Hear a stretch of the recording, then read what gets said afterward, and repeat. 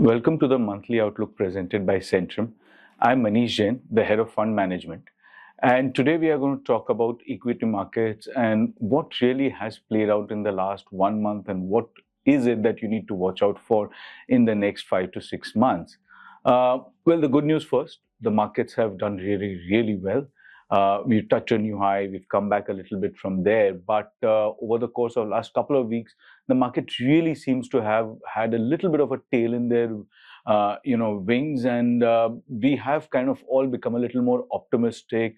There seems to be a perceptible difference as far as expectations from Q3 earnings is concerned. The GST magic seems to be kind of working a little bit as far as the whole consumption demand is concerned. And more importantly, I think many more people on the street kind of believe at this juncture that the whole embargo as far as the US-India trade war is concerned is almost close to an end now. Well, which is all true, but you need to swim against the tide. And as I always do, when the markets are doing well, there needs to be a word of caution that needs to be thrown in here, because we typically tend to get blinded, right, by the bad news when the markets are doing well and the good news when the markets are doing badly. What is it that in the next 3 to 6 months could derail the whole equity market story in the way that it's playing out right now? Number one is inflation, and that's hurting the nominal GDP growth rate really a lot, right? If you look at the real GDP growth numbers, it's never been this good. We've been doing consistently quarter after quarter very well, but the nominal GDP growth rate and the real GDP growth rate really seems to be converging.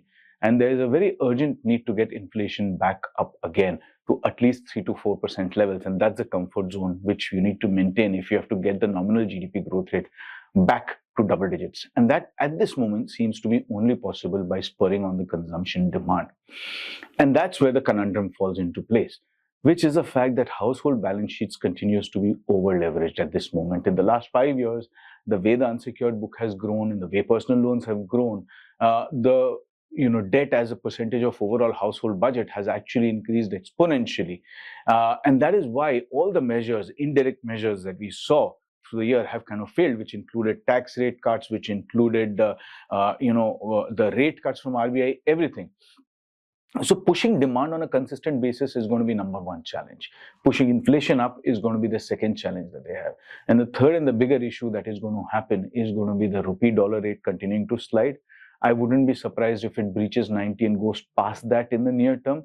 And more importantly, beyond that, the balance of payment comes into a question big time because of de-dollarization, our reserves going into gold, the gold demand continues to be strong, and hence the gold prices continuing to remain elevated. So these are some of the key issues that we have from a macro level. From a micro level, everybody seems to have built in a now double-digit revenue growth and a strong double-digit bottom line growth for Q3. Any disappointment again over there could derail the markets. So what I would say is that take the optimism with a pinch of salt, be a little more cautious about it. And in case you are looking to buy into the market, probably wait a little while for the next couple of weeks. And as and when there's a little bit of a pullback, say 500, 700 points is when you should get in. This volatility, in my mind, is going to continue. Sectors to watch out for: IT, auto, banks, large banks, right? And these are the ones to play out for. Happy investing.